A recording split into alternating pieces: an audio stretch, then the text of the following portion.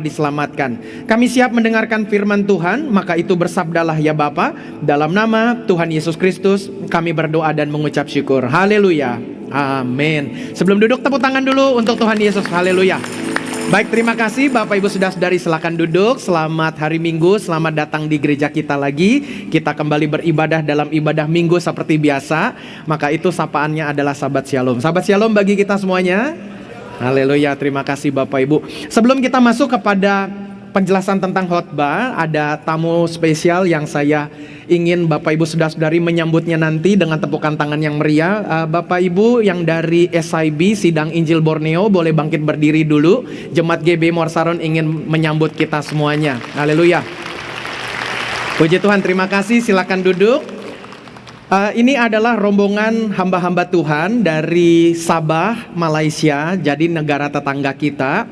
Jadi beliau-beliau ini, orang-orang ini adalah para pelayan Tuhan yang ada di sinode gereja yang ada di Malaysia, namanya SIB. Atau biasanya dilogatkan dalam bahasa Inggris SIB, kepanjangannya adalah Sidang Injil Borneo. Jadi mereka adalah sahabat kita. Sinode ini selalu dekat dengan kami. Siapa itu kami? Saya dan Pendeta Yakob Nahuai. Dan ini kesempatan pertama kalinya untuk tahun ini, di mana rombongan dari SIB bisa kembali datang ke gereja kita untuk studi banding Bapak Ibu. Kalau sebelum pandemi mereka rutin sekali bisa datang 1 tahun 2-3 kali bawa rombongan. Tapi kali ini kita bisa merajutkan kembali atau melanjutkan pertemanan dan kekeluargaan kita, dan mereka bisa datang ke gereja kita untuk studi banding. Jadi seminggu kemarin mereka sudah banyak belajar dari gereja kita. Tim sudah hadir memberikan pembekalan bagi mereka, dan hari ini mereka ikut ibadah dan besok pulang ya? Atau gak mau pulang lagi? Atau mau jadi orang Indonesia?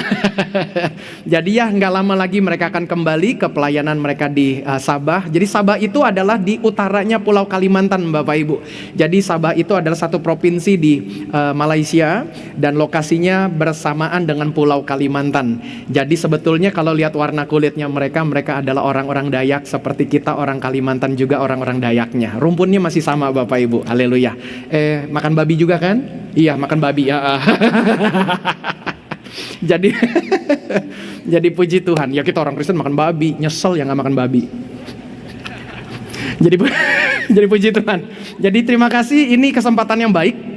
Harusnya hari ini saya memimpin rombongan retreat dari gereja kita, bahwa memang 1 tahun 1 kali gereja kita mengadakan retreat ke luar negeri Bapak Ibu. Bukan untuk gaya-gayaan, tetapi tujuannya adalah untuk menyemangati jemaat, melatih jemaat untuk banyak hal baik. Yang pertama adalah belajar atau dilatih untuk berani beriman.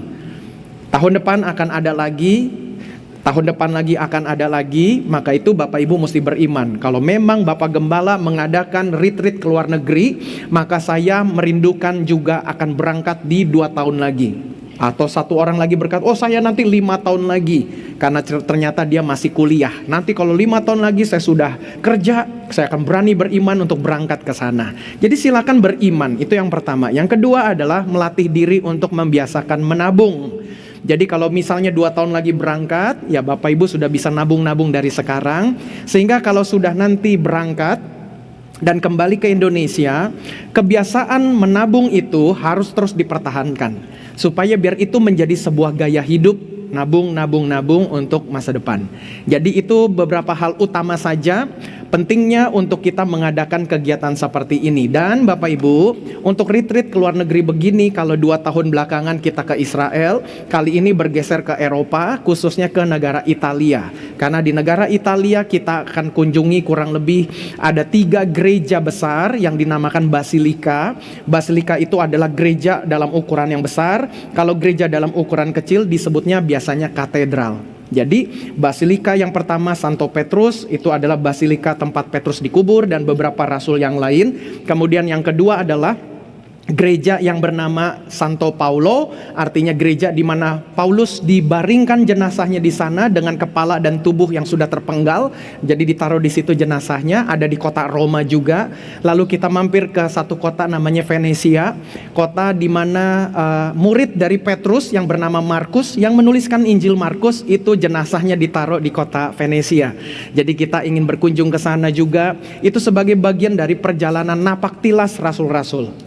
Dan itu adalah satu kegiatan rutin yang tiap tahun kita adakan supaya Bapak Ibu bisa atur sedemikian rupa, bisa ikut retreat ini. Dan saya juga rindu supaya retreat keluarga pun di tahun ini saya juga pikir nanti mau adakan supaya Bapak Ibu yang mau retreat keluarga nanti di tahun ini di pertengahan tahun lah ya, kita coba atur. Bapak Ibu bisa siapkan diri, kalau memang belum waktunya misalnya ikut ke luar negeri, mau dulu yang dalam negeri nggak apa-apa, kita atur supaya fokus GBI Mawar Saron dan fokus saya sebagai gembala meneruskan Pendeta Yakob adalah membenahi keluarga, mengurus keluarga, supaya keluarga dari jemaat mantap, karena dari keluarga lah muncul orang-orang hebat.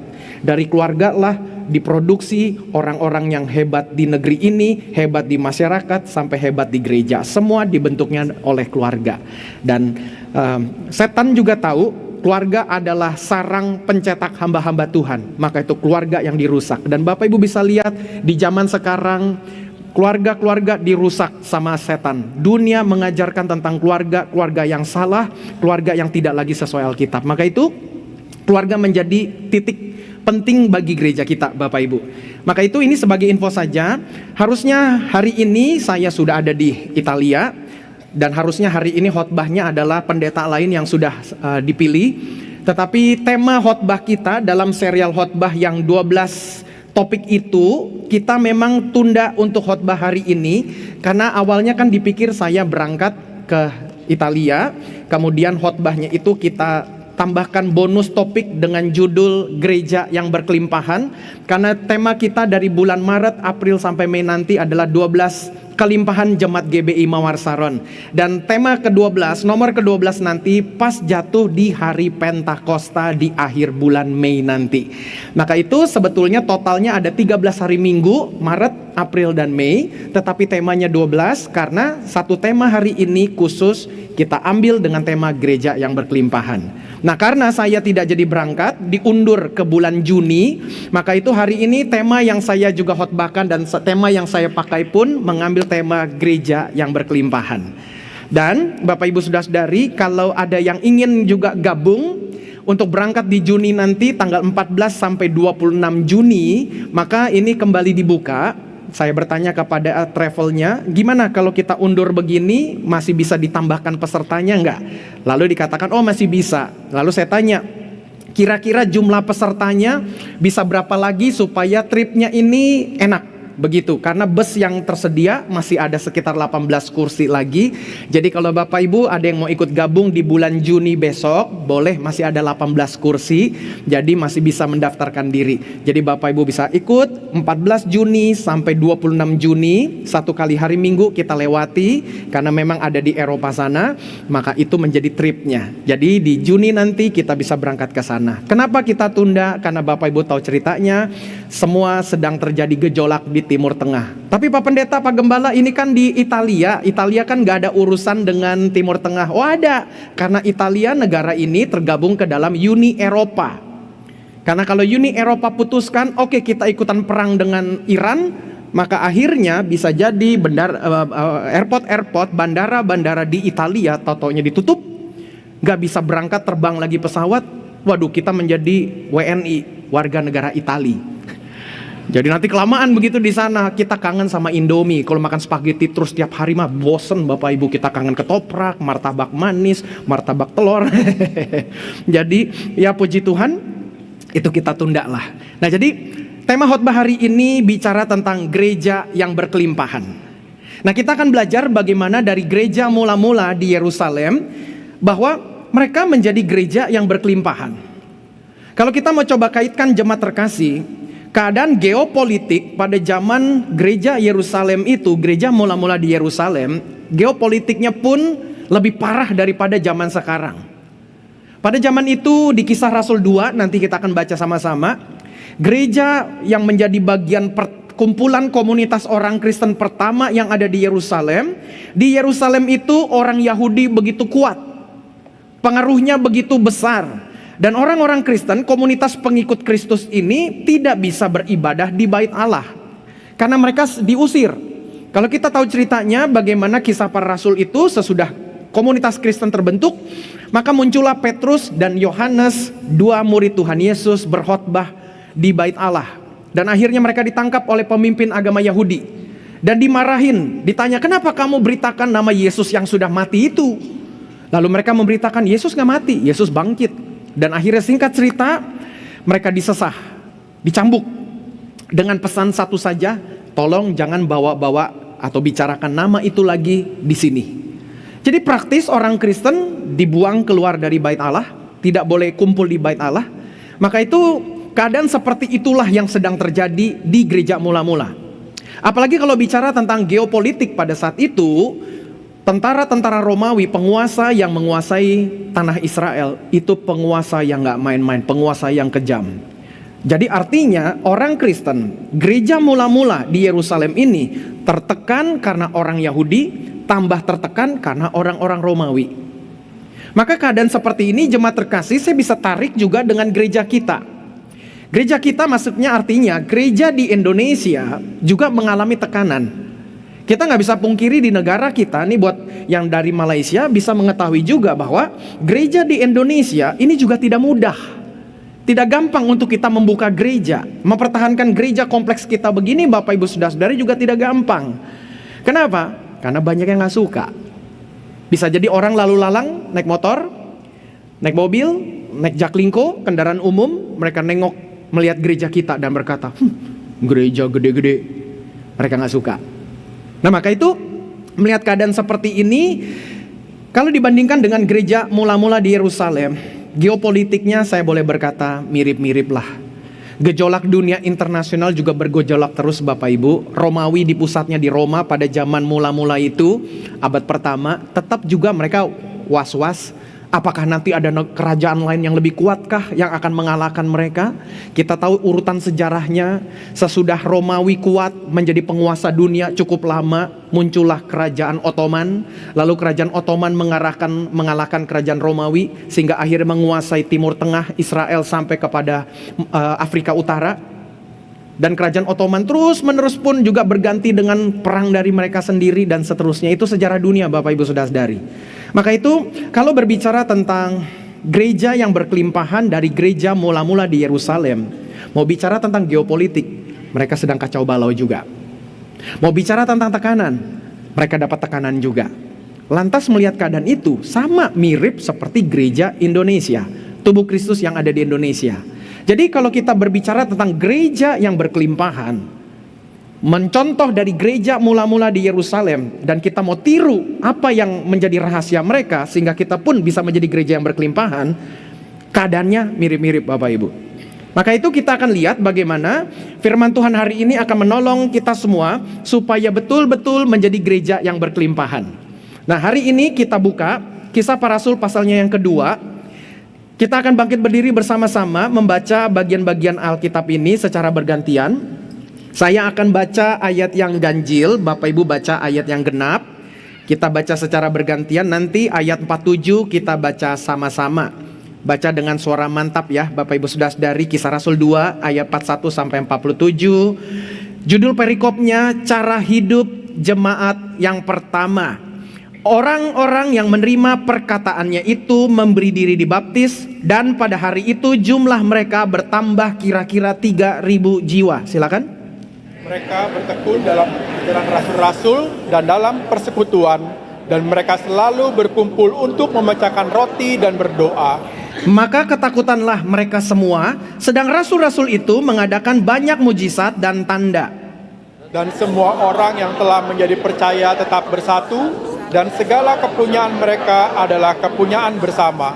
Dan selalu ada dari mereka yang menjual harta miliknya, lalu membagi-bagikannya kepada semua orang sesuai dengan keperluannya masing-masing.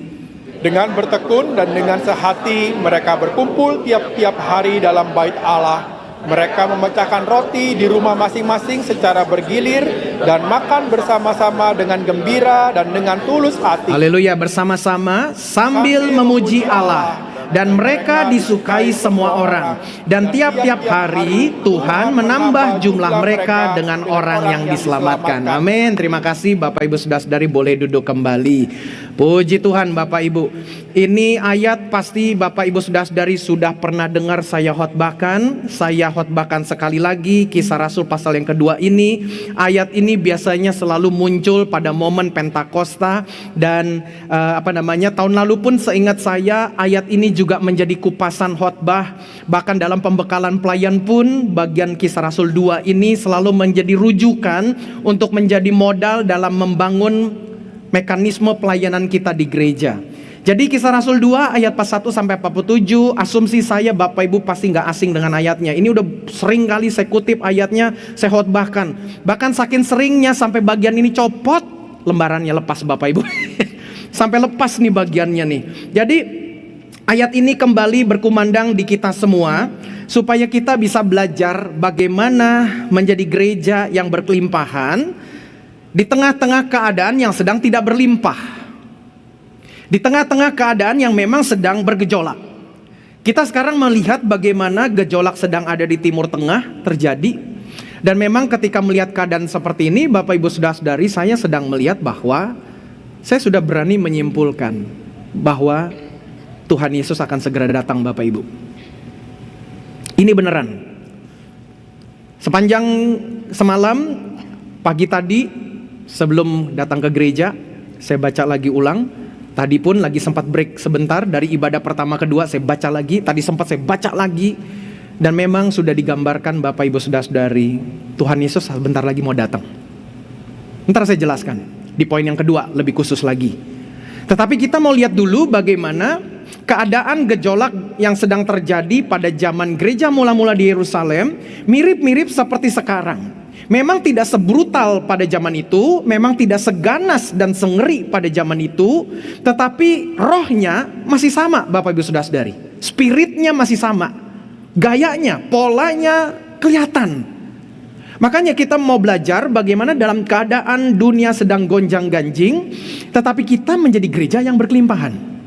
Sementara kita bisa lihat bahwa tidak sedikit, atau ya segelintir lah ya, gereja-gereja yang kalau Bapak Ibu ingat khotbah saya kemarin yang saya katakan bahwa gereja pada zaman sekarang pun walaupun gak banyak, tetapi gereja-gereja pada zaman sekarang Bapak Ibu saudara-saudari sudah mulai jauh dari Tuhan. Gereja bisa buka di mana-mana, tapi tujuannya adalah bukan memenangkan jiwa, tapi ngambilin domba-domba jemaat lain. Jemaat-jemaat lain dipindahkan ke gereja dia. Bahkan gereja-gereja seperti ini, para pendetanya pun sudah berani ngomong kepada gembala-gembala gereja lain. Ini terjadi di Indonesia nih Bapak Ibu yang dari SIB nih. Dia buka, dia datang ke satu kota, dia lihat gereja mana yang di sana, dia bilang begini, "You mau gabung gak dengan gereja kami? Kalau gak mau gabung, kami buka gereja di tempat ini. Dan siap-siap nanti jemaatnya pindah ke gereja kami." Udah seperti itu Bapak Ibu. Lantas pendeta-pendeta di daerah gak ada pilihan. Ya ada pilihan lah, pilihan yang pertama bergabung, atau pilihan yang kedua gak bergabung. Pilihan yang pertamanya bergabung dengan berkata begini, "Oke, kalau Anda gabung dengan saya, nanti bagi 50-50. Apa itu 50-50? Berkatnya. Ngeri zaman sekarang Bapak Ibu. Atau pilihan yang keduanya adalah, oke, kalau kita gak mau gabung, ya udah siap-siap jadi korban. Sekarang seperti itu Bapak Ibu. Jadi ketika pendeta-pendeta daerah berseru dan suaranya sampai ke saya, walaupun saya bukan siapa-siapa sih, tapi karena saya anak pendeta Yakob pernah menjadi ketua sinode GBI, dan pendeta Yakob dituakan sebagai gembala yang perhatian kepada gereja-gereja daerah, dan itu beban itu saya teruskan kepada diri saya. Akhirnya mereka bercerita kepada saya, dan misalnya contoh kemarin di Sulawesi Barat, mereka menceritakan keadaan seperti itu Bapak Ibu saudara-saudari. Dan akhirnya sampai saya berkata, oke, kalau begitu gimana dong? Mendingan kita GB Mawar Saron bantuin gereja-gereja daerah, untuk gereja-gereja daerah bisa berdiri di atas kakinya sendiri. Kita berikan training, berikan pelatihan, gembala-gembala bisa berkhotbah, pelayan-pelayan Tuhan bisa ada ngerti bagaimana cara menyelenggarakan ibadah. Biar itu yang menjadi tugas kita. Sementara kelompok-kelompok tertentu gereja-gereja yang begini buka di daerah-daerah adalah untuk mindahin pelayan-pelayan Tuhan supaya pelayanan di gerejanya. Ujung-ujungnya duit Bapak Ibu saudara-saudari. Maka apa yang dikatakan dalam kitab Wahyu ini makin nyata di depan mata kita. Apa yang Tuhan Yesus katakan dalam Matius 24 itu juga makin nyata di depan mata kita semua. Apa yang Tuhan Yesus katakan di Matius 24? Yang pertama, Tuhan Yesus katakan begini. Itu judul perikopnya tentang akhir zaman. Akhir zaman, tanda yang pertama adalah engkau akan melihat perang. Bukankah itu sedang di depan mata kita? Dan kalimatnya dilanjutkan, dan engkau mendengar deru perang. Jadi udah lihat perang, tambah lagi dengar desas-desus, perangnya akan bertambah. Kalau kita lihat berita, atau saya lihat berita pada sekarang ini, Bapak Ibu Saudara-saudari, saya kaget secara pribadi. Kenapa? Melihat Liga Arab yang katanya dan harusnya berteman dengan negara Iran, kok malah menjadi berteman dengan Israel dan Amerika sekarang. Bahkan calon penerus pemimpin negara Saudi Arabia, Pangeran MBS, sudah mengatakan bahwa rejimnya Iran ini mesti berganti. Dia mengatakan loh Bapak Ibu, dan dia mengatakan bahwa ini Iran, rejim yang sekarang ini adalah supplier dana yang gak main-main untuk kelompok-kelompok yang bikin dunia susah, dunia menjadi menderita. Itu loh Bapak Ibu. Jadi saya berpikir-pikir harusnya kan mereka satu rumpun, harusnya mereka kan satu kelompok. Kok kenapa jadi begini sekarang? Jadi mereka berkata, siap-siap aja kalau nanti negara kami dibom, kami akan ikutan perang. Nah, dengar deru perang. Perang tetap ada di depan mata kita. Kemudian kabar lagi deru perang. Nah itu kan, tuh mau siap berperang mereka, Bapak Ibu Saudara-saudari. Uni Eropa jangan ditanya, tinggal tunggu-tunggu aja Uni Eropa mah, kelompok mereka. Ketika mereka berkata, oke kita ikutan. Jadi desas-desus tentang perang ini di depan mata kita. Terus yang kedua, Tuhan Yesus tambahkan, muncul Mesias-Mesias palsu, Matius 24. Apa itu Mesias? Apakah gambarannya tentang Tuhan Yesus? Ada gambaran muncul orang pakai jubah putih, rambutnya gondrong, jenggotan. Apakah mirip seperti Tuhan Yesus kah? Maksudnya Mesias-Mesias palsu? Bukan. Mesti mengerti makna kode-kodenya. Mesias itu dalam artinya orang yang diurapi. Jadi akan muncul orang-orang yang mengaku diri diurapi. Aku diurapi Tuhan, aku diurapi Tuhan.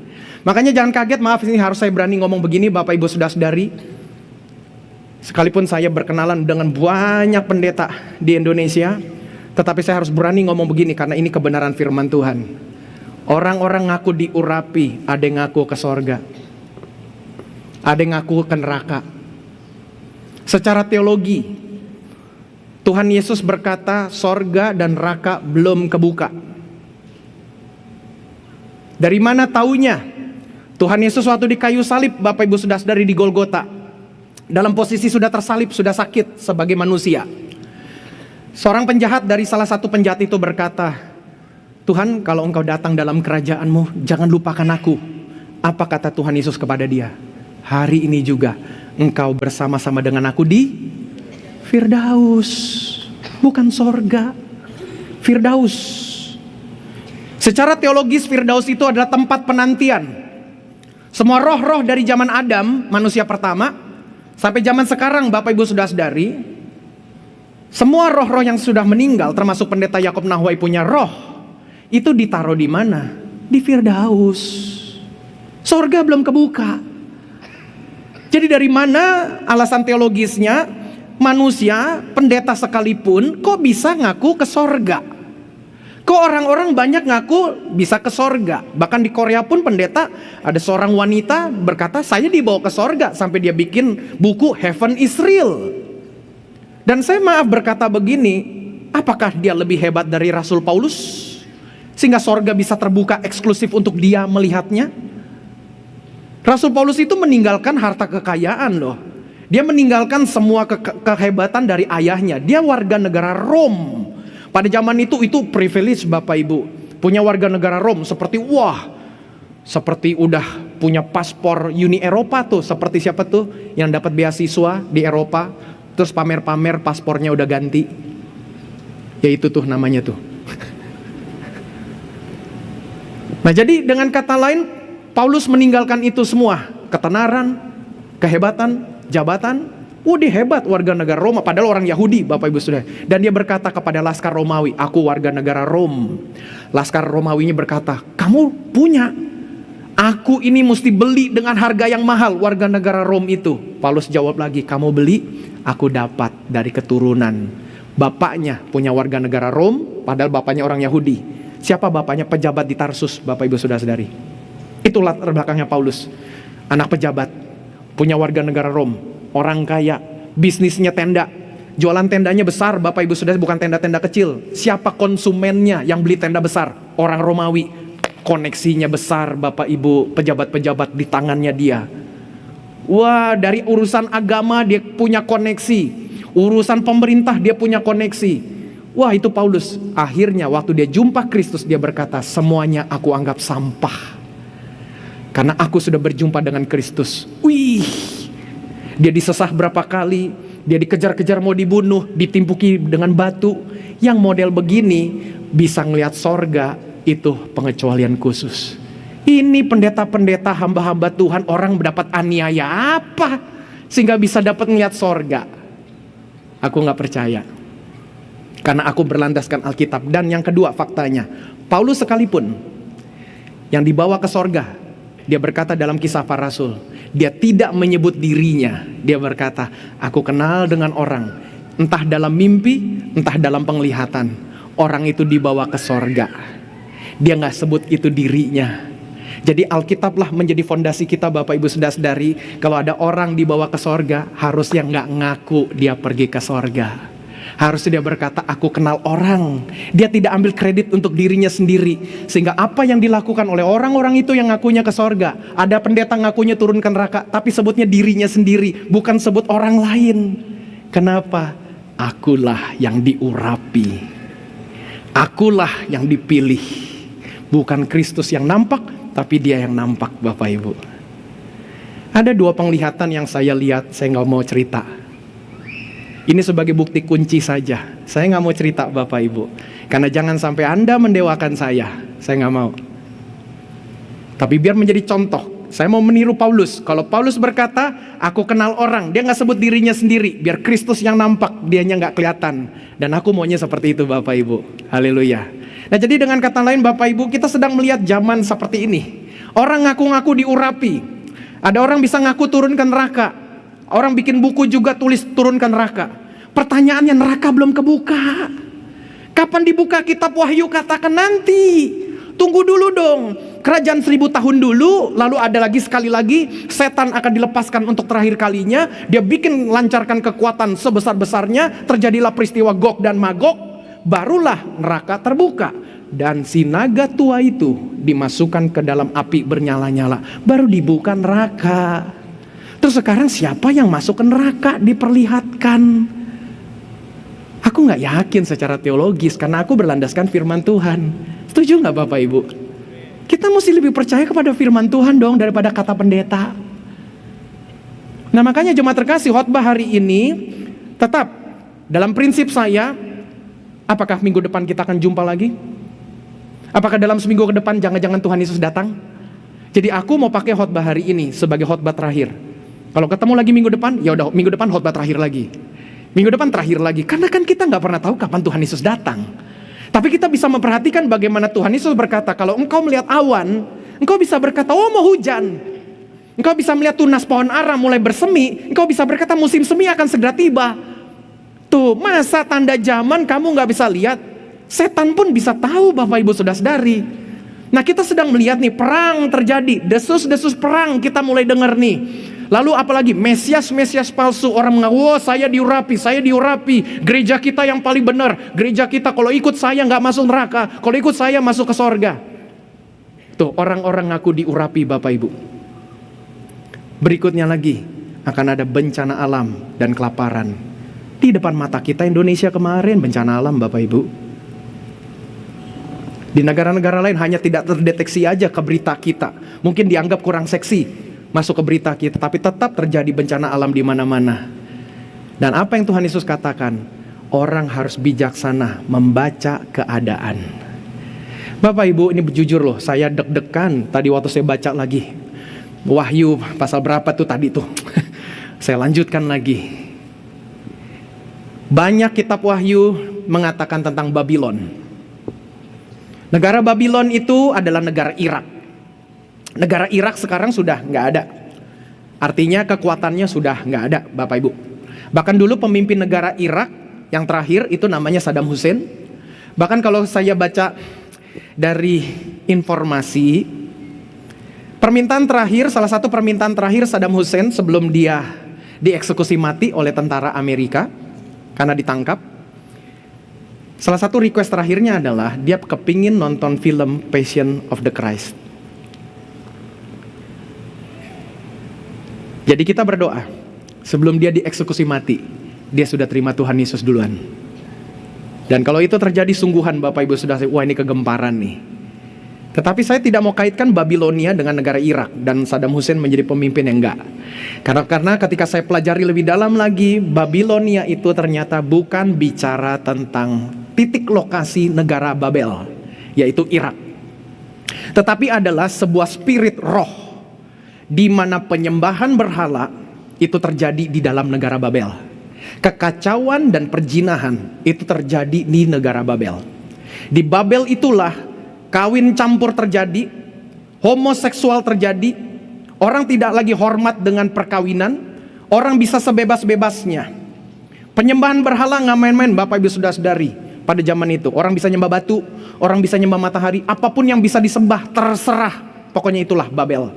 Dan ujung-ujungnya Alkitab menggambarkan Babel itu dikatakan berkali-kali. Dalam kitab Wahyu pun juga diulangi lagi, Babylon, Babylon, Babylon. Ini gara-gara ada lonnya nih. Coba kalau cuma babi doang enak kita makan. Ini ada lonnya jadi Babylon. Jadi negara Babel itu bukan titik lokasi negara Babelnya Bapak Ibu, tapi spiritnya, rohnya. Makanya di satu sisi lagi kita melihat juga firman Tuhan katakan, tenang, di akhir zaman pun terjadi tuaian besar-besaran. Bapak Ibu siapkan diri kita, sudah diumumkan kok, bahwa film yang terlaris tentang Tuhan Yesus selain The Jesus film, The Jesus Movie, itu film tahun berapa sih, 70-an ya kalau nggak salah, 60-an. Dan film yang kedua adalah The Passion of the Christ. Film Passion of the Christ karya Mel Gibson sudah diproduksi di Italia. Dan kalau nggak salah sudah tahap finishing Bapak Ibu, tahap penyelesaian. Dan akan dirilis pada Jumat Agung tahun depan, 2027. Kemudian yang edisi keduanya dirilis di hari kenaikan Tuhan Yesus Kristus di tahun yang sama. Jadi film kelanjutan dari The Passion of the Christ itu akan ada 2 serialnya. Udah kayak saya khotbah aja ada 2 seri. Jadi akan lanjutan tuh Bapak Ibu, Jumat Agung 2027, kenaikan Tuhan Yesus 2027. Dan ini menjadi film yang sangat amat dinantikan Bapak Ibu Saudara-saudari. Dan kita mesti bersyukur karena kemajuan teknologi, film ini nggak akan pernah bisa dibendung lagi. Saya tahu pasti orang-orang yang radikal yang ada di lembaga sensor film Indonesia akan berjuang dengan keras untuk tidak meloloskan izin sensor film ini tayang di Indonesia. Tetapi karena film ini nama dan reputasi sudah terlalu besar, Netflix Indonesia pun nggak bisa blok film Passion of the Christ karena film ini begitu banyak dicari. Akhirnya ditayangkanlah juga di Netflix Indonesia. Udah nggak bisa ditahan-tahan. Film The Resurrection, lanjutannya dari film The Passion of the Christ, akan menjadi satu terobosan di akhir zaman ini Bapak Ibu Saudara-saudari. Karena nanti dari film itulah semua mata akan melihat, semua mulut akan mengaku Yesus Kristus adalah Tuhan dan Juru Selamat. Injil diberitakan kemana-mana Bapak Ibu Saudara-saudari. Makanya dengan membaca zaman, jemaat terkasih, ya saya kan sebagai pendeta yang hari-hari kan mempelajari firman Tuhan dan membaca zaman. Makanya saya menginfokan kepada kita jemaat GB Morsaron, siapkan diri, Tuhan Yesus mau datang Bapak Ibu. Tuhan Yesus segera datang. Aduh haleluya, Tuhan Yesus segera datang Bapak Ibu. Jadi siapkan diri, ini bukan nakut-nakutin. Oh ini kabar sukacita kok, Pak Gembala aku belum kawin. Ya kawin aja cepetan kalau gitu tahun ini. Tapi belum ada jodohnya Pak Gembala. Ya udah nasib. Jadi dengan kata lain jemaat terkasih, saya cerita ini artinya mau membangunkan kita semua. Istilahnya saya ini gereja pada zaman akhir ini tertidur. Tertidur Bapak Ibu Saudara-saudari. Gereja di Eropa tertidur. Gereja di Amerika tertidur. Makanya Tuhan pakai tangan orang asing. Sengaja pakai tangan bangsa yang lain. Sehingga akhirnya Eropa sekarang tuh menjadi tergoncang. Saya prediksi kalau Eropa tidak segera banting setir, dan tidak merubah kebijakan internal mereka sendiri, Eropa tahun depan, apalagi tahun lusa, tidak akan lagi menjadi tempat yang enak untuk dikunjungi. Tidak lagi akan menjadi destinasi untuk pendidikan anak-anak kita di masa depan. Karena pasti akan sudah berubah sistemnya, akan berganti sistemnya, Bapak Ibu Saudara-saudari. Makanya ketika melihat ini, jemaat terkasih, akan terjadi di mana-mana, sehingga akhirnya orang-orang Kristen ada di satu sisi yang tertidur akan menjadi terdesak, yang terdesak akan terbangun, dan disitulah keindahan firman Tuhan. Yang satu udah nyaman dengan dunia, akhirnya tertidur, Tuhan pakai tangan bangsa yang lain. Ada yang satu selalu tersiksa, dia selalu terbangun dalam keadaan sadar, dan di tengah-tengahnya ada GBI Mawar Saron, kita semua. Makanya saya sebagai gembala yang membaca Alkitab, membaca zaman, melihat apa yang Tuhan Yesus katakan nanti ketika Tuhan Yesus sebelum datang yang kedua kali, maka saya percaya Tuhan mau tugaskan saya membangunkan kita semua, jemaat terkasih, jemaat GBI Mawar Saron. Hari ini ada dari SIB, biar pesan saya, khotbah saya disampaikan ke SIB. Waktunya kita bangun saat ini. Coba katakan sama-sama, waktunya kita bangun saat ini. Tepuk tangan buat Tuhan Yesus dulu deh, haleluya. Jadi jangan neko-neko lagi hidup kita, Bapak Ibu. Jangan lagi kita santai-santai, bukan lagi waktunya santai-santai. Jangan lagi hidup dalam dosa. Mesti kita berubah, karena sungguhan nanti kalau kita nggak keangkat, kalau kita nggak ikut kepilih, wah itu udah terlambat, Bapak Ibu. Waktunya adalah sekarang. Makanya melihat keadaan zaman seperti ini, kita nggak bisa main-main lagi. Gereja mesti bangkit. Makanya gereja yang berkelimpahan, alasan yang pertama adalah gereja yang penuh Tuhan. Gereja yang penuh dengan Tuhan. Gereja bukan hanya penuh dengan jemaatnya saja. Apakah keramaian tanda Tuhan hadir? Iya betul, ada ayatnya 2-3 orang berkumpul. Tapi mesti tahu dulu detailnya. 2-3 orang berkumpul dalam namaku. Jadi motivasi orang berkumpul adalah nama Tuhan. Di situ Tuhan hadir. Tapi kalau orang berkumpul karena keramaian, Tuhan gak hadir. Tapi orang berkumpul karena banyaknya program gereja, Tuhan gak hadir. Kalau orang berkumpul karena banyak artis di gerejanya, apakah jaminan Tuhan hadir? Orang jadi lebih kepengen. Kemarin saya lihat lagi di medsos, Bapak Ibu Saudara-saudari, ada jemaat satu berkata begini, wah ternyata artis ini ada di gereja saya ya. Ih bangga deh bergereja di tempat ini. Sampai saya mau foto sama artis itu sungkan. Berkatalah saya dalam hati saya, dalam perenungan saya, kok orang Kristen lebih seneng lihat artis di gereja ya? Padahal ada artis yang tidak terlihat yang selalu hadir di gerejanya. Yaitu siapa? Tangan yang berlobang paku. Dia tidak bahagia ketemu dengan Tuhan. Pantas di gerejanya salib gak ada. Pantas salib digeser, diganti dengan videotron. Jadi ini yang sedang terjadi di akhir zaman, Bapak Ibu Saudara-saudari. Dan kita mesti bangkit, mesti bangun nih. Karena memang kedatangan Tuhan ini udah segera datang, sudah dekat, Bapak Ibu Saudara-saudari. Aduh, bahkan di Wahyu tadi ya. Aduh, Wahyu berapa sih itu tadi? Kalau Bapak Ibu nih di rumah ya baca ya Wahyu 17. Kalau Bapak Ibu Saudara-saudari baca Wahyu 17 nanti di rumah, makin jelas. Babylon itu adalah roh, Bapak Ibu. Spirit, sistem yang ada di dunia ini. Terserah mau Epstein Files yang sedang terbuka ini, perdagangan wanita-wanita mulai dari anak kecil, perdagangan wanita-wanita remaja, orang-orang bisa menajiskan diri, melacurkan diri di situ, perzinahan terjadi. Oh, Epstein Files itu nggak main-main, Bapak Ibu. Oke lah, ada kekuatan ekonomi, ada yang bilang Illuminati, terserah deh. Mau Illuminati, mau Illumi apa ya, terserah deh. Pokoknya, tapi kita bisa lihat keadaannya nih. Kalau memang di satu sisi ada gerakan seperti itu perzinahan, tapi juga kekuasaan juga terjadi dalam perzinahan, Bapak Ibu. Jadi dengan kata lain kita bisa baca keadaan zaman nih. Dan saya terkejutnya dalam Wahyu 17 tadi, Babilonia adalah negara yang bisa membuat orang-orang berjualan dan membeli dari dia. Ini dengarkan baik-baik loh. Dan berapa banyak negara-negara di dunia dibuat kaya oleh Babilonia, oleh Babylon. Apa yang selama ini 2 minggu ini menjadi berita, selat yang ada di Iran, Sampai disebut kapal-kapal laut. Pedagang-pedagang dibuat kaya oleh negara ini. Siapa yang menguasai ekonomi di sana? Iran. Gak main-main loh Bapak Ibu loh. Bener-bener di depan mata kita loh. Pedagang-pedagang. Waduh, kalau kita mau dalemin lagi jadi studi Alkitab kepanjangan khotbahnya. Atau kita mau panjangannya lagi libur ini kan? Jadi dengan kata lain, ini menarik Bapak Ibu Saudara-saudari. Dan kalau rejim ini berganti, keturunan dari Persia itu sudah siap. Namanya Reza siapa tuh marganya? Reza Rudolfo. Ya itulah pokoknya.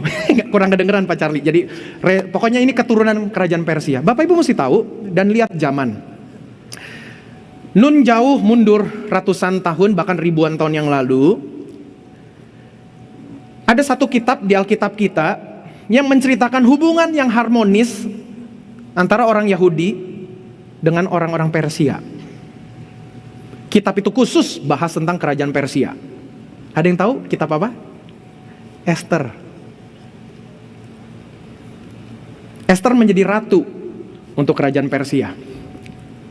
Dan pada momen itu Bapak Ibu Saudara-saudari, Esther punya family namanya Mordekai, orang Yahudi, dan orang Yahudi saat itu sudah lama ditawan, di pengasingan, mulai dari kerajaan Babel, kerajaan Asyur, kemudian kerajaan Babel, sampai akhirnya ganti-gantian tuh kekuasaan-kekuasaan berganti sampai zaman akhirnya kerajaan Persia.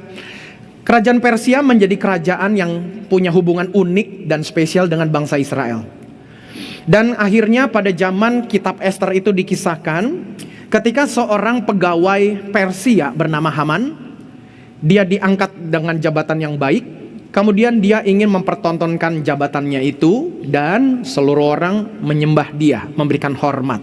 Ada satu orang Yahudi tidak memberikan hormat. Siapa namanya? Mordekai. Marahlah Haman. Kurang ajar nih orang Yahudi nih. Gue babat nih semua orang Yahudi nih, biar gak ada lagi orang Yahudi di kerajaan Persia. Dia atur mekanisme, potong cerita, bocorlah rencananya Haman. Mordekai tahu, dan Mordekai berkata kepada Esther, Esther, kamu gak bisa diam-diam, gak bisa sembunyi di belakang istana. Kamu satu waktu akan terkuak, kamu orang Yahudi, dan kamu pun gak akan luput dari pembunuhan itu. Maka Esther, kata firman Tuhan, berdoa dan melaksanakan puasa 3 hari Bapak Ibu. Dan ketika itulah Tuhan buka jalan. Raja ketemu, Bapak Ibu tahu ceritanya lah. Raja ketemu dengan Esther. Esther cerita, Tuan, Haman ini jahat. Haman mau bunuh saya. Wah, Haman mau bunuh kamu? Singkat cerita diceritakan. Akhirnya yang dibunuh bukan Mordekai, tapi yang dibunuh oleh Raja Persia adalah Haman. Raja Persia bunuh anak bangsanya sendiri demi satu kelompok kecil orang yang bernama Yahudi. Dan orang Yahudi menjadi ratu Persia, namanya Esther. Dan momen orang-orang Yahudi tidak jadi dibunuh oleh Raja Persia, oleh Haman, momen itu dirayakan sampai hari ini. Dan momen perayaannya namanya Hari Purim. Dan Amerika menjatuhkan bom, membunuh pemimpin tertinggi yang ada di Iran untuk rejim ini di hari malam menjelang perayaan Purim. Kalau ribuan tahun yang lalu, hari Purim adalah hari di mana Tuhan selamatkan bangsa Israel dari tangan Haman. Di Purim 2026, pemimpin rejim tertinggi di Iran di malam Purim terbunuh. Dan kalau Bapak Ibu baca Wahyu 17, 2-3 kali Alkitab mengatakan, hai Babylon, engkau dengan gagah, dalam 1 jam engkau hancur, bubar. Dalam 1 jam api membumbung tinggi, engkau hangus. Dalam 1 jam engkau sudah habis. Negara-negara lain hanya bisa menyaksikan engkau, hai Babylon. Aduh, merinding nih Bapak Ibu. Saya berpikir Liga Arab akan tolong. Liga Arab hanya nonton. Liga Arab hanya mulai kembali berkata, kalau lu nembakin gue ikutan perang loh. Aduh, ngeri ya Bapak Ibu ya. Digenapi gak di depan mata kita loh Bapak Ibu. Waduh, Tuhan Yesus mau datang loh Bapak Ibu. Aduh, puji Tuhan. Tuh. Jadi kalau udah lagi pacaran, udah cepet-cepet nikah deh. Jadi dengan kata lain, Ini udah di depan mata kita jemaat terkasih. Nah tapi oke, kita balik kepada khotbah deh. Saya ceritakan ini supaya menyadarkan kita semua bahwa kita mesti tetap dalam keadaan dunia seperti ini. Itu bukan urusan kita lah secara utamanya. Tapi urusan kitanya adalah bagaimana dalam keadaan seperti ini kita bisa menjadi gereja umat Kristen yang berkelimpahan. Bagaimana caranya kita bisa menjadi berkat bagi banyak orang. Maka yang pertama adalah model gereja yang berkelimpahan. Yang pertama adalah selalu penuh dengan Tuhan. Ayat yang pertama, maksudnya ayat 41 dikatakan begini. Orang-orang yang menerima perkataannya itu, perkataannya siapa? Petrus. Di perikop sebelumnya Petrus sedang berkhotbah. Berkhotbah tentang siapa? Tentang Tuhan Yesus. Petrus saksi matanya. Petrus yang menjadi saksi hidup bagaimana Tuhan Yesus itu mati, bagaimana Tuhan Yesus itu bangkit. Dan dia berkhotbah tentang Tuhan Yesus. Dan orang-orang yang menerima perkataannya itu bikin apa? Memberi diri dibaptis. Saya bertanya sama Tuhan, Tuhan sudah banyaklah saya bahas tentang baptisan air di gereja Tuhan. Jemaat mungkin udah bosen kali. Tapi kenapa mesti baptisan lagi sih dikhotbahkan? Saya nggak tahu, pasti ada rencana Tuhan. Biar supaya jemaat GB Morsaron untuk kali ini kembali diingatkan dan diserukan. Baptislah bagi yang belum dibaptis. Jangan tahan-tahan lagi, jangan tunggu-tunggu lagi. Baptisan air berikutnya tanggal 4 bulan 4 2026. Baptisan di bulan April bulan 4, jatuhnya hari Sabtu tanggal 4. Kata orang Tionghoa, 4 itu artinya mati. Tapi biar kita mati bagi dosa, bukan mati mampus sesungguhnya. Tapi biar dosa itu yang mati tanggal 4 bulan 4 2026. Biar gampang hafalnya. Jadi kalau nanti cucu tanya, Opung, Opa, Yeye, kapan dibaptisnya? Oh, tanggal 4 bulan 4 2026. Jadi gampang dihafalnya. Baptisan air Bapak Ibu Saudara-saudari udah gak usah ditawar-tawar lagi. Catatan sejarah dunia dan sejarah gereja sudah membuktikan bahwa yang merubah baptisan itu menjadi percik adalah organisasi gereja. Organisasi gereja lah yang merubahnya. Maka kita sekarang di akhir zaman ini, gereja di akhir zaman mesti membalikan Alkitab. Mengembalikan semua kepada fondasinya, yaitu Alkitab. Yaitu baptisan itu mesti memang selam Bapak Ibu Saudara-saudari. Jadi gimana caranya nih, biar ada yang selama ini mungkin penasaran, lantas gimana Pak Gembala 3.000 orang itu memberi diri dibaptis? Caranya gimana? Nih gambarnya saya kasih lihat nih Bapak Ibu Saudara-saudari. Jadi pada zaman Tuhan Yesus kurang lebih inilah gambar bait Allah tuh yang seperti bentengnya. Itulah Yerusalem kuno, Old Jerusalem. Dan warna biru itu Bapak Ibu Saudara-saudari itulah warna kolam-kolam. Sekalipun kota Yerusalem ada di atas gunung, tetapi teknologi dari orang-orang Israel itu sendiri dan orang-orang Romawi dalam menyediakan, mensuplai air, itu hebat. Pada zaman Raja Hizkia yang saya khotbahkan minggu kemarin, Raja Hizkia terkenal dengan membangun terowongan, namanya Hizkia Tunnel. Terowongan Raja Hizkia dipakai untuk mengairkan air, dipakai juga untuk raja melarikan diri kalau Yerusalem dikepung. Jadi pada zaman Tuhan Yesus hidup, air itu berlimpah Bapak Ibu Saudara-saudari di kota Yerusalem. Ada kolam Bethesda, ada kolam lagi tuh namanya Israel, ada lagi tuh gambar apa seperti sungai, tapi itu gambaran aquadot. Apa itu aquadot? Saluran air yang dibangun oleh tentara Romawi supaya suplai air itu selalu tersedia di Yerusalem. Itu teknologi yang luar biasa Bapak Ibu Saudara-saudari. Jadi air berlimpah. Maka itu ketika 3.000 orang memberi diri dibaptis, heboh Yerusalem. Semua air dipakai untuk mereka semua dibaptis Bapak Ibu. Entah di aquadot, entah di kolam-kolam. Mendadak kolam Bethesda dipakai kolam baptisan, mendadak lagi kolam-kolam yang lainnya dipakai untuk baptisan. Heboh semuanya Yerusalem. Ini ada apa nih, kok 3.000 orang bisa dibaptis Bapak Ibu Saudara-saudari? Waduh, mendadak rame. Nah jadi jemaat terkasih, ini menjadi bukti kembali bahwa baptisan itu adalah panggilan hidup. Apa yang membedakan kita dengan dunia ini? Baptisan Bapak Ibu. Apa yang membedakan saya laki-laki dengan laki-laki single dengan laki-laki yang sudah berkeluarga? Yaitu adalah pernikahan. Di zaman modern nikah ditandai dengan cincin kawin. Saya pakai cincin kawin di tangan kiri Bapak Ibu, karena kalau pakai di tangan kanan, ada jemaat, ada orang-orang yang kalau salaman bersemangat banget, tangan dibejek. Sampai kita salaman pun kalau cincinnya di kanan kebejek Bapak Ibu, sakitnya minta ampun. Terus Ibu Rina dulu pernah juga ngalamin, ketika cincin kawinnya ditaruh di tangan kanan, salaman dengan jemaat, hampir lepas. Jangan-jangan itu jemaatnya dulu mantan pecopet. Tapi ketika sudah bertobat, mungkin kebiasaan lamanya. Waktu salaman sama Ibu Gembala, kebiasaannya maaf dia inget, jadi gak jadi lagi. Akhirnya dipindah ke kiri lah Bapak Ibu saudara-saudari. Bukan gaya-gaya mau ikut bule, enggak, sakit loh di tangan kanan kan saya salaman-salaman. Nah dengan kata lain ini menjadi tandanya Bapak Ibu saudara-saudari, kita sudah menikah. Apa tandanya kita sudah menikah dengan Kristus Yesus? Baptisan. Kolam sebegitu banyak Bapak Ibu saudara-saudari, maaf, bukan percik. Bukan percik. Dari perjanjian lama baptis selalu selam, immerse, dicelupkan di bawah permukaan air, bukan ciprat, bukan. Gereja lah yang merubahnya. Gereja yang mulai kompromi dengan keadaan dunia. Tapi Alkitab gak boleh kompromi dengan keadaan dunia. Kalau mau bicara tentang kelimpahan, gak kompromi dengan dunia Bapak Ibu. Makanya itu menjadi kuncinya. Entah kenapa nih kok diulang-ulang, aku pun sudah bosen bahas baptisan Bapak Ibu. Tapi entah kenapa kok diulang lagi. Apalagi menjelang kedatangan Tuhan Yesus. Berarti ini seruan Bapak Ibu. Ini seruan serius loh berarti. Makanya jangan segera tahan-tahan, segera ambil diri, ambil keputusan. Tanggal 4 bulan 4 ini waktu yang paling dekat. Jadi baptisan air adalah jalan menuju hidup berkelimpahan di dalam Tuhan. Kalau saya boleh ilustrasikan jemaat terkasih, baptisan air itu adalah contoh kita punya membership, kartu keanggotaan di tempat fitness sebagai contoh. Kalau kita pengen pakai sebuah peralatan di tempat fitness, di gym, maka kita mesti punya member, Bapak Ibu.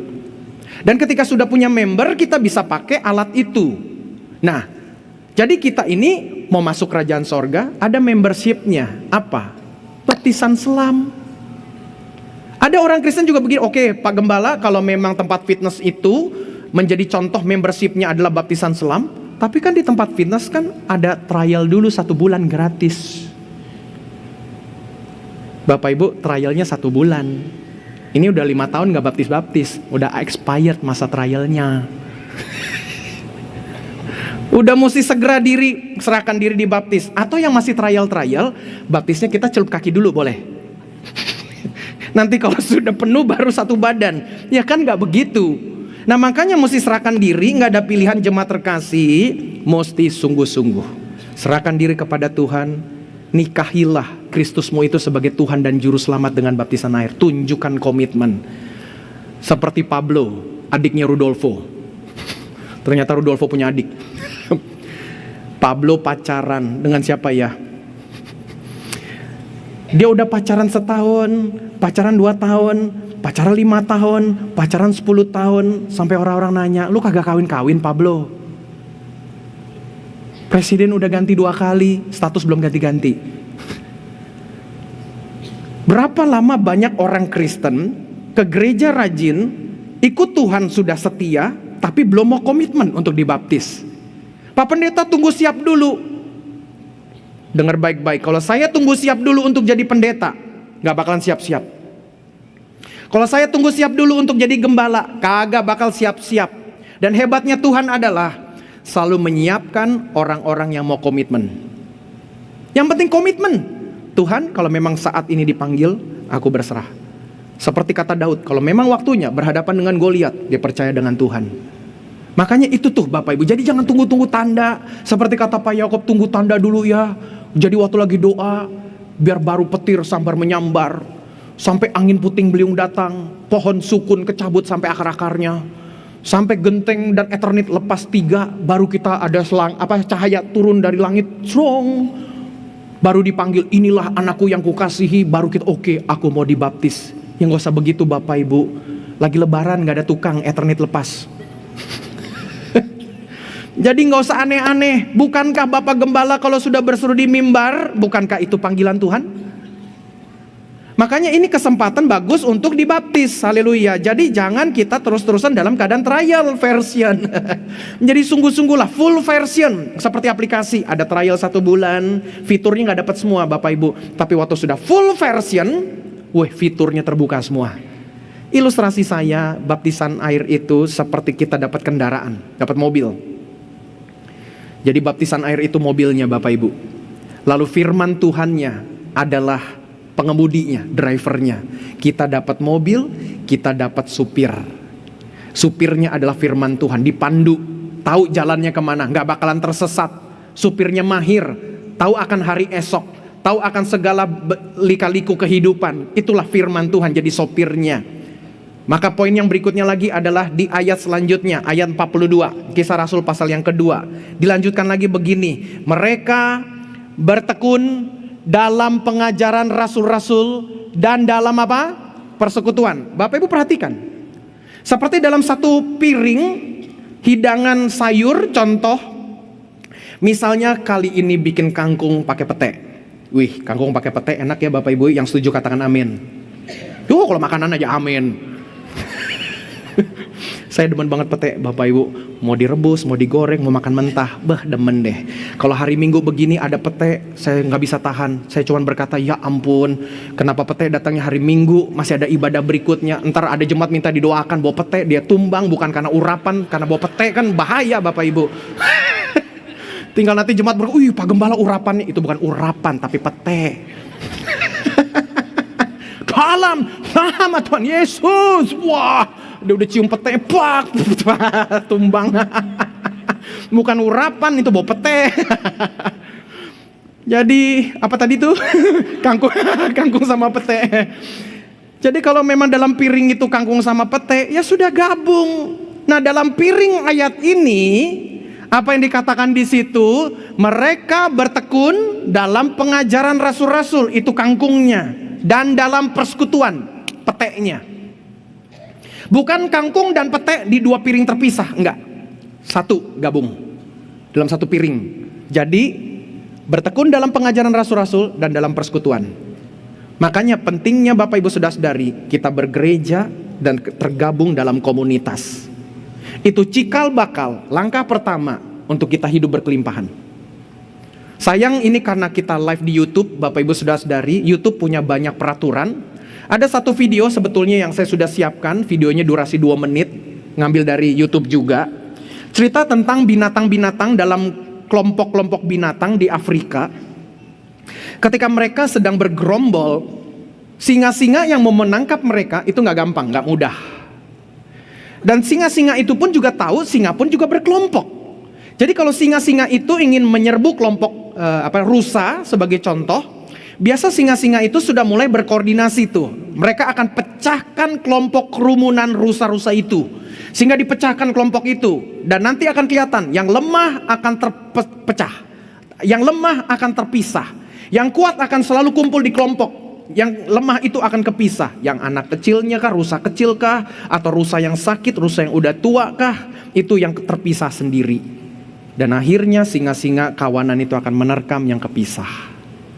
Itulah komunitas Kristen seperti itu. Kita yang terpisah dari komunitas akan gampang diterkam sama singa yang dinamakan iblis dalam surat Petrus. Maka itu jangan jauhkan komunitas Bapak Ibu.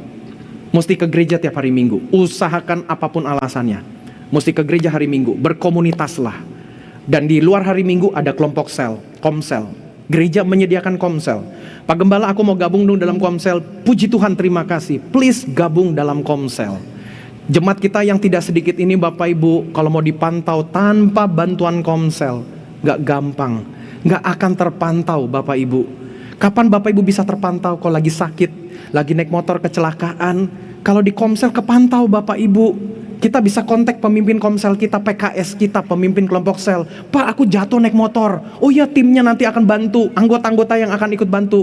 Udah ada yang tolongin belum? Ya ini udah nih, ada ojek yang nganterin saya ke rumah sakit terdekat nih. Terus gimana motornya? Kita kirim 1 orang dari anggota komsel jagain motornya dulu, yang 1 lagi datang nyusul ke rumah sakitnya. Itu karena terpantau Bapak Ibu. Ini kisah nyata ada di gereja kita. Orang sudah tua, meninggal jatuh di rumah, gak ketahuan. Sampai 2 hari ganti siang malam, lampu teras nyala terus. Tetangga pada bingung, ini kemana ya nih si bapak? Biasanya nongol pagi-pagi, ini kok gak ada ya? Tapi lampu nyala terus, tumben. Lalu potong cerita di hari kedua apa ketiganya, lalu pengurus RT mengontak polisi setempat. Lalu didobraklah pintu, sudah geletak di lantai, berdarah, darahnya sudah kering. Nggak kepantau Bapak Ibu. Lantas apakah salah gereja? Ya salah gereja, karena gereja kurang meneriakan tentang komsel. Tapi hari ini komsel diteriakan lagi Bapak Ibu. Engkau sakit, engkau terpantau di komsel. Engkau kenapa-napa, terpantau di komsel. Engkau bisa diskusi di situ, bahas tentang firman Tuhan seperti dikatakan ayatnya. Mereka bertekun dalam pengajaran rasul-rasul. Hari Minggu dengar firman, Senin, Selasa, Rabu, Kamis, Jumat aturlah sedemikian rupa supaya bisa kumpul dalam persekutuan bahas firman Tuhan. Pak Gembala khotbah tentang ini, gimana dibahas? Ada pertanyaan, ulas di komsel. PKS-nya, pemimpin kelompok sel nggak bisa jawab, dia akan tanya kepada supervisor di atasnya. Supervisornya kasih jawaban. Kalau nggak ketemu, ngomong kepada ketua komselnya akan jawab. Kalau nggak ketemu jawabannya, dia akan tanya kepada saya langsung. Itu tuh mekanismenya Bapak Ibu. Jadi makanya tergabung dalam komunitas, itu tuh pentingnya tuh. Sebagaimana kawanan binatang-binatang tadi, kalau semakin mereka berkumpul dalam kawanan, mereka akan aman dari binatang buas. Dalam satu video tadi tuh yang 2 menit itu, ada gambaran gambarannya tuh kelompok rusa-rusa lagi mau menyeberang sungai, di mana banyak buayanya Bapak Ibu. Wih, rusa-rusa itu buru-buru nyebrang, rame-rame gerombolan, sampai buayanya bingung mau caplok yang mana. Beneran videonya jadi lucu gitu, jadi komedi saya ngeliatin. Buayanya pada bingung, ada yang coba nekam, nggak bisa karena udah terlalu banyak di depan mata. Akhirnya rusa-rusa yang terakhirlah biasanya diatur yang paling kuat, yang terakhir-terakhirnya, yang cepet. Karena kalau yang terakhir nggak kuat, udah pasti terakhir itu yang dicaplok. Itu tuh Bapak Ibu. Jadi gambaran dalam hidup kita seperti itu. Makanya kalau kita kuat bergabung dalam komunitas, Bapak Ibu sudah akan mudah terpantau. Ada masalah bisa didoakan. Ada soal sakit penyakit bisa segera didoakan sama tim itu. Jadi itu tuh gunanya tuh bergabung dalam komunitas. Dan orang-orang gereja mula-mula di Yerusalem itu berkumpul sama-sama. Dan kelimpahan gereja dimulai dari keputusan baptisan air, kemudian dipertahankan oleh firman di dalam komunitas. Firman yang membuat kita dibaptis, masuk dalam kawanan umat Tuhan. Dan kawanan umat Tuhanlah yang akan membantu kita membahas firman Tuhan yang akan mengawal hidup kita. Jadi saling menguntungkan nih Bapak Ibu. Jadi kalau kita punya bagan nih Bapak Ibu saudara-saudari, ya kita punya bagan, Bapak Ibu boleh foto. Nanti saya bagikanlah di WA channel nanti malam hari. Dikatakan begini, firman tanpa persekutuan kering. Makanya kenapa kita rasa kering jemaat terkasih? Hari Minggu khotbah nggak cukup, padahal khotbahnya udah panjang. Nggak cukup Bapak Ibu. Kenapa? Perlu dibahas lagi. Pulang dari gereja saja kita sudah pulang ke rumah stres lagi. Aduh stres lagi, apalagi masih libur begini nih. Stres juga kan? Nggak libur stres, nggak libur stres pengen liburan. Tapi karena udah libur stres lagi. Kenapa tuh Pak Gembala libur stres?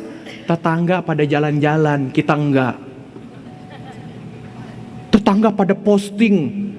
Ada yang keluar kota, ada yang keluar pulau, ada yang keluar negeri.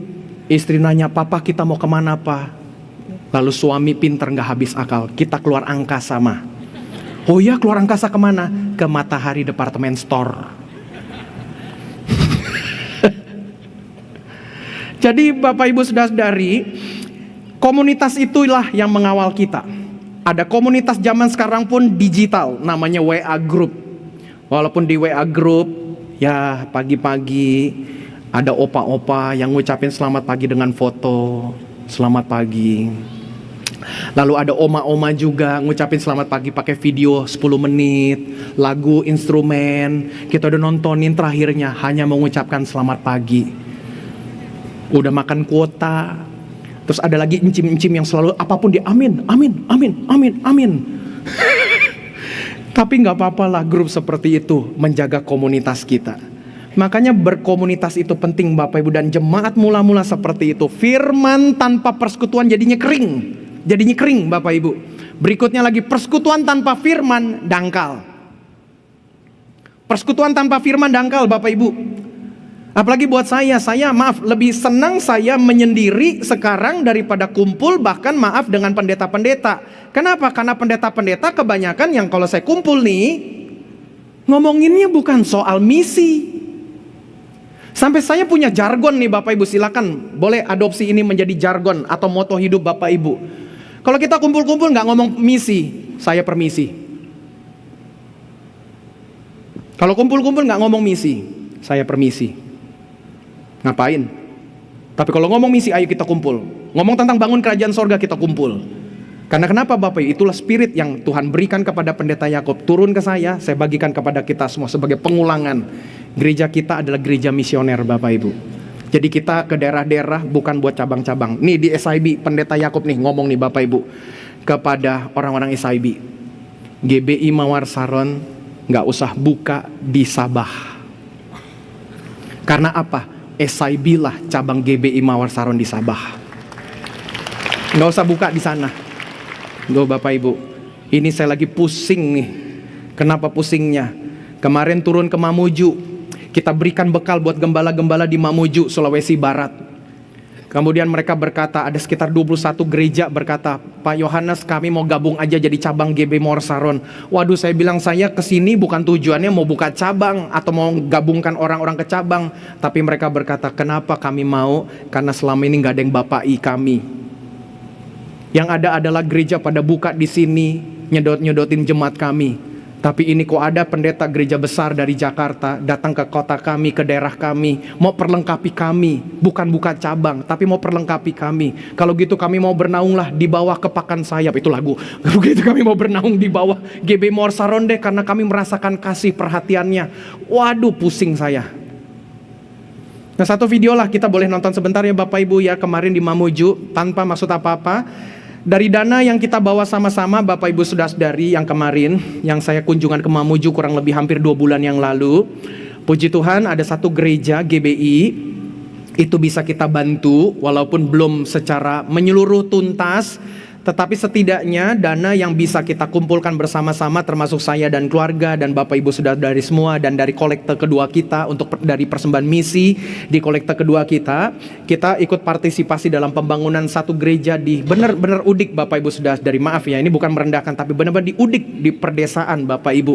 Yang itu istilahnya tuh waduh, naik turun gunung, udah gitu dari pinggir jalan raya mesti masuk dulu ke satu bukit kecil lagi, dari satu bukit kecil masuk lagi ke dalam lagi. Waduh, itu istilahnya buat orang-orang Jawa, orang-orang kita Jakarta nih, itu udah tempat jin buang anak Bapak Ibu. Jadi wah, jadi ini kita bantu gereja di sana. Jadi oke, kita boleh saksikan sebentar deh.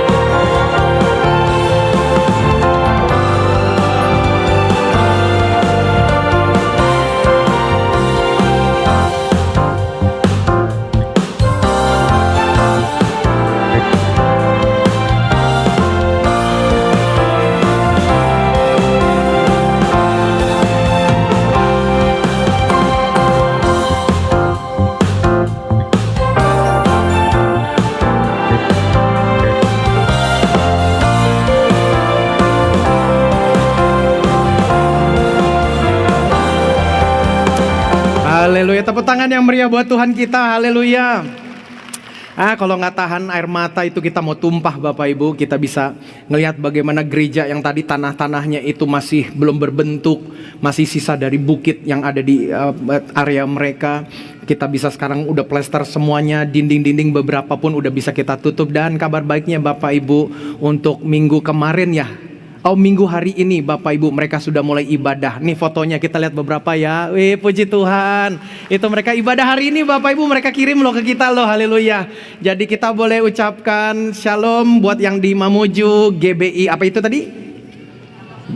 Pelita Bambu ya. Jadi GBI Pelita Bambu yang kedepannya menjadi nama GBI Mawar Saron Pelita Bambu.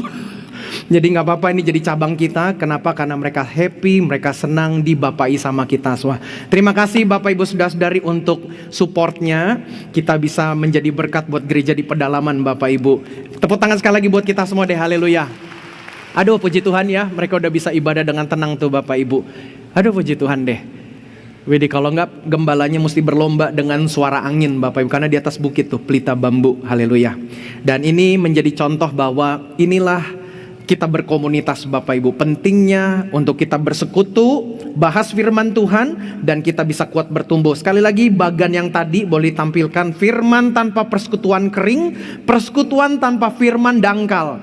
Makanya kita kumpul-kumpul, ikut komunitas padel, ikut komunitas congklak, ikut komunitas-komunitas yang lain.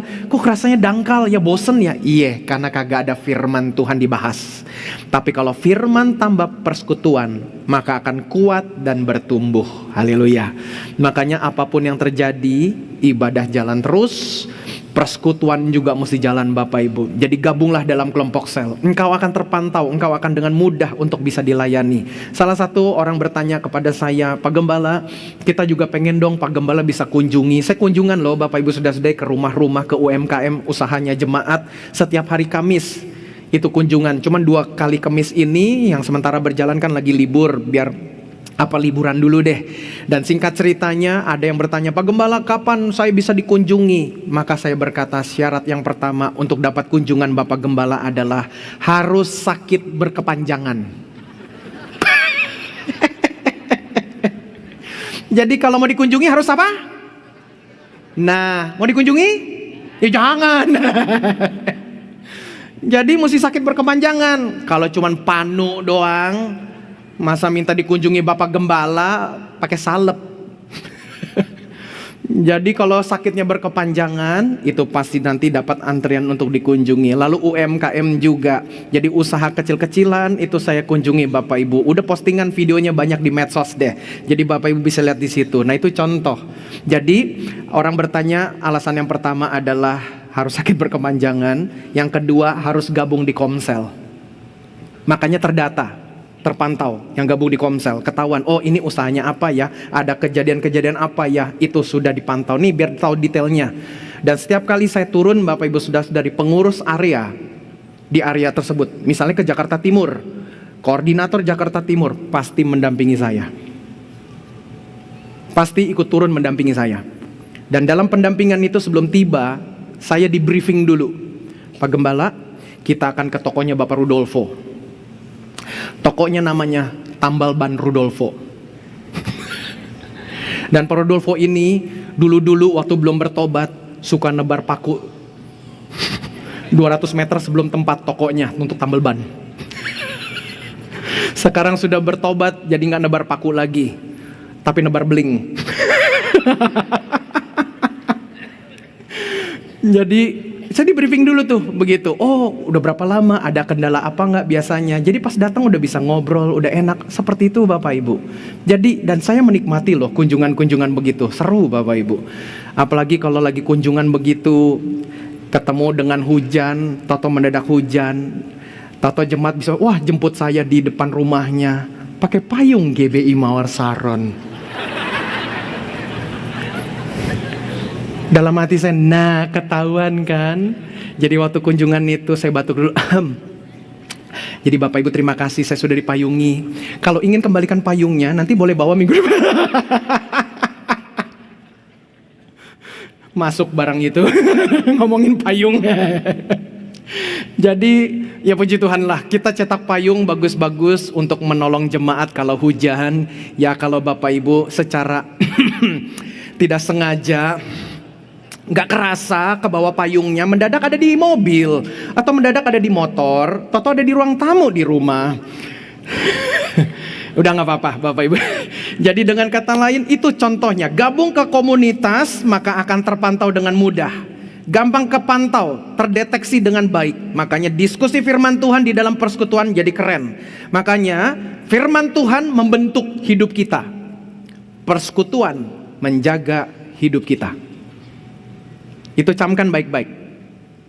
Firman Tuhan membentuk hidup kita. Persekutuan menjaga hidup kita. Firman dan persekutuan itulah kangkung dan pete dalam satu piring yang sama. Kalau dipisahkan udah kegabung di dalamnya. Makanya firman hari Minggu, persekutuan itu penting. Boleh nggak tepuk tangan dulu buat Tuhan kita, haleluya. Yang terakhir, yang kedua, boleh bilang hore. Iya, masih panjang tahu. Yang kedua adalah cuman satu saja, selalu penuh mengalirkan berkat. Gereja yang berkelimpahan yang pertama penuh dengan Tuhan. Gimana penuh dengan Tuhan? Serahkan diri dibaptis. Dengan dibaptis kita serahkan diri kepada Tuhan. Gabung dalam persekutuan supaya kita penuh dengan Tuhan. Kita bahas firman Tuhan. Karena komunitas-komunitas tanpa bahas firman Tuhan dangkal, Bapak Ibu, kerasa sepi. Padahal komunitasnya rame, kerasa kosong dan hambar. Tapi kalau kita kumpul dalam persekutuan anak-anak Tuhan, kita diasah. Besi menajamkan besi, manusia menajamkan sesamanya. Itu tuh kenapa? Karena manusia bahas firman Tuhan. Nah makanya dengan kata lain, itu yang pertama penuh dengan Tuhan. Yang kedua penuh menjadi berkat. Nggak ada pilihan. Gereja yang berkelimpahan adalah gereja yang mengalirkan berkat. Ayat 44 dan 45 Kisah Rasul 2. Dan semua orang yang telah menjadi percaya bikin apa? Tetap bersatu. Dan segala kepunyaan mereka adalah kepunyaan bersama. Ini bukan komunis. Bukan praktek komunisme, bukan. Lanjutkan lagi, itu masih koma Bapak Ibu. Ada koma, bukan titik. Beda dengan komunis. Koma, lanjut ayat 4 berikutnya, 45. Dan selalu ada dari mereka yang menjual harta miliknya, koma, bikin apa? Lalu membagi-bagikannya, nyanya itu kata ganti harta milik yang sudah dijual kepada semua orang apa? Sesuai dengan keperluan masing-masing. Komunis bagi rame-rame secara merata. Ini bukan komunisme. Membagi sesuai keperluan masing-masing. Yang perlu sedikit dapat sedikit. Yang perlu banyak dapat banyak. Enggak semuanya banyak, enggak semuanya dikit. Sesuai keperluan masing-masing. Ulangi lagi ayat 45, baca pelan-pelan ngikuti ya suara saya. Dan selalu ada dari mereka yang menjual harta miliknya. Itu sebuah tindakan, respon dari sebuah keadaan. Apa keadaannya? Keadaannya adalah apabila ada orang punya keperluan. Jadi masing-masing orang ada keperluannya. Itu keadaannya tuh, kondisinya. Oh, ada yang perlu makan. Oh, ada yang perlu pakaian. Itu tuh kondisinya. Maka perbuatannya, kalau memang kurang dananya, ada yang jual hartanya. Tapi nggak bagi rame-rame. Diatur, dikelola. Dibagikan sesuai keperluan masing-masing. Oh, yang perlu pakaian, kita beliin pakaian. Oh, yang perlu makanan, kita belikan makanan. Ada sisa, dikelola dulu untuk hari esok. Minggu esok, bulan esok. Nggak langsung jual bagi rame-rame, enggak. Tuh. Makanya yang kedua adalah gereja yang berkelimpahan adalah gereja yang bisa mengalirkan berkat. Dan mengalirkan berkat itu harus dikelola Bapak Ibu Saudara-saudari. Nggak bisa cuma serta-merta kita kasih semuanya. Nggak bisa. Mungkin timbul pertanyaan, kenapa GBI, apa tuh tadi tuh, Dusun Bambu? Dusun Bambu restoran ya? Pelita Bambu, Dusun Bambu restoran, restoran Sunda. Udah menjelang makan siang. Jadi pelita bambu. Kenapa pelita bambu yang kita kasih? Kenapa nggak semuanya? Kalau Bapak Ibu Saudara-saudari ada yang bertanya, Pak Gembala, berapa sih biaya kemarin yang kita bantu? 28.300.000. Kok kenapa nggak dibulatkan sih 30 juta? Lu aja nambahin, buletin. Sampai nanya lagi kenapa nggak dibuletin? Ini buletin aja, Anda yang buletin. Karena memang proposalnya saya bilang sama gereja itu, gembalanya Pendeta Niko, saya bilang, Pak Niko, saya sebagai gembala di GB Muara Saron nih khotbah minggu kemarin, kita tertib organisasi. Saya nggak bisa keluarkan dana tanpa permohonan. Saya nggak boleh serta-merta mengeluarkan dana tanpa ada request, nggak bisa. Itu nggak tertib namanya. Tolong kasih proposal. Jadi proposal itu nyampe, bahkan lebih detail dikitnya cepat aja. Proposalnya nyampe, ketua panitia pembangunan ada namanya, gembalanya ada namanya, sekretaris ada namanya. Tapi nggak ditandatanganin. Saya suruh sekretaris di kantor, saya bilang, kirim balik. Semua mesti tanda tangan. Saya nggak bisa mengeluarkan dana dari permintaan proposal yang tidak ada tanda tangannya. Bahkan minta stempel gerejanya, cap basah stempelnya. Udah kirim ulang lagi. Nah baru saya bikin di situ. Akhirnya saya putuskan mewakili kita semua, ada rinciannya tuh. Oke, mereka rindu memplester tanah supaya bisa ibadah dengan tenang. Angka plester tanahnya adalah mereka prediksi 28.300.000. Maka saya doa, saya gumuli dalam doa, Tuhan, apakah ini jangan hanya firasat aku saja, tapi biar dari Engkau. Confirm, dapat keyakinan. Oke, kita bantu ini. Langsung saya bilang ke tim keuangan, kita bantu ini dari kolekte kedua kita, dana misi. Dan juga jemaat-jemaat yang udah kemarin ikut titipkan uang, saya udah bagikanlah ke gembala-gembala kemarin itu. Potong ceritanya, ternyata video yang tadi kita saksikan saya terkejut. Ternyata dana tadi bukan hanya plester, tapi bisa beli beberapa batu bata untuk tutupin gerejanya. Aduh puji Tuhan, tepuk tangan deh buat kita semua Bapak Ibu. Nah itu contoh. Nah pertanyaannya, kenapa kok GBI pelita bambu, mau dusun bambu lagi. GBI pelita bambu. Kok kenapa yang lain-lain kok enggak? Jadi ya kita nggak bisa juga tolong semuanya. Sebagaimana Tuhan Yesus waktu kakinya diurapi oleh Maria Magdalena dengan minyak narwastu yang mahal itu, datanglah muridnya. Siapa nama muridnya? Yudas Iskariot. Apa job desk-nya Yudas Iskariot? Bendahara. Maka dia berkata sebagai bendahara, mestinya nih, ini dijual nih, uangnya dibagikan kepada orang-orang miskin. Apa jawab Tuhan Yesus? Orang miskin selalu ada di sekitar kita. Gak bakal bisa habis. Mau ditolong bagaimanapun gak bakal bisa. Nah akhirnya saya jadi belajar, iya ya, masih banyak gereja-gereja lain yang perlu dibantu. Tapi kalau kita mau bantu dengan dana, kagak bakal satu gereja manapun yang kuat untuk mendanai semuanya. Tetapi ada satu lagi yang saya bisa temukan, yang bisa kita lakukan bersama-sama apa Bapak Ibu Saudara-saudari, memberikan pelatihan dan training kepada mereka. Biar mereka bisa kembangkan gereja mereka, mereka bisa manage gereja mereka, bisa gembalakan domba-domba mereka dengan baik, domba-domba bisa diarahkan untuk ngerti firman Tuhan dan diberkati, jemaatnya diberkati, gerejanya diberkati, mereka bisa bangun gedung gereja. Itu langkahnya Bapak Ibu. Makanya September besok Church Growth Indonesia kita mau adakan supaya gembala-gembala bisa di training. Ini tim SIB boleh infokan September 24, 25, 24, 25 September. Itu akan ada lagi di gereja kita. Kita mau adakan konferensi itu, Pertumbuhan Gereja Indonesia, biar kita bekali semuanya. Jadi kolekte kedua, Bapak Ibu, kita cicil-cicil, tabung-tabung untuk persiapan CGI nanti. Kita mau datangkan orang-orang dari pedalaman, model-model seperti itu Bapak Ibu, di mana gereja-gereja lain datang ke daerah-daerah kota kabupaten, mereka tancapkan bendera mereka gede-gede, hadir di kota Anda, gereja ini. Kemudian jemaat-jemaat gereja lain pada berdatangan ke gereja dia, dengan bangga dia berkata, wah kita berhasil buka cabang. Tapi kita rindunya datang ke daerah, kita bukan mau buka cabang, tapi kita mau tolong gereja-gereja lain supaya mereka bisa bertumbuh. Itulah itikatnya Bapak Ibu. Jadi gereja yang berkelimpahan adalah gereja yang penuh dengan Tuhan, dan yang kedua gereja yang penuh dengan mengalirkan berkat. Kita siapkan diri kita, 2 tahun lagi ulang tahun gereja ke-50. Roadmap yang saya mau bantu untuk Bapak Ibu pahami adalah, sejak saya jadi gembala 2021, Bapak Ibu perhatikan tema yang sudah kita hadirkan dari 2021. Saya mau tutup dengan ini Bapak Ibu Saudara-saudari. 2021 sejak saya pertama kali menjadi gembala meneruskan Pendeta Yakob, temanya ada yang masih ingat? Tahun keluarga. Karena sedang Covid, lockdown. Tahun keluarga. Keluarga, tema-tema keluarga. Ada di online semua tuh rekaman-rekamannya, YouTube dan Facebook gereja. Tahun keluarga 2021. 2022 tahun kebangkitan karena Covid mulai melandai. Tahun kebangkitan. Keluarga sudah mantap, keluarga bangkit. Tahun yang ketiga 2023 tahun restorasi.